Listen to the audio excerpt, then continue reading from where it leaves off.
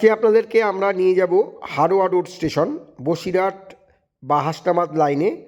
আপনারা হারোয়া রোড স্টেশনে নামলে ওখান থেকে টোটো ধরে 10 টাকা মাথাপিছু ভাড়া দিয়ে অ্যামাজিং পার্কে চলে আসতে পারেন।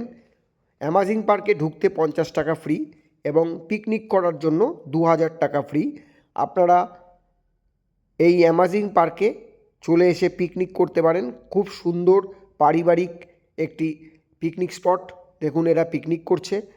আর আপনারা যারা বাচ্চা নিয়ে যাবেন, বিশেষ করে বাচ্চাদের জন্য এরা খুব সুন্দর টয় ট্রেন থেকে শুরু করে বিভিন্ন ধরনের জাম্পিং খেলার জায়গা, এই হচ্ছে আপনার ছোট বাচ্চাদের খেলার জায়গা।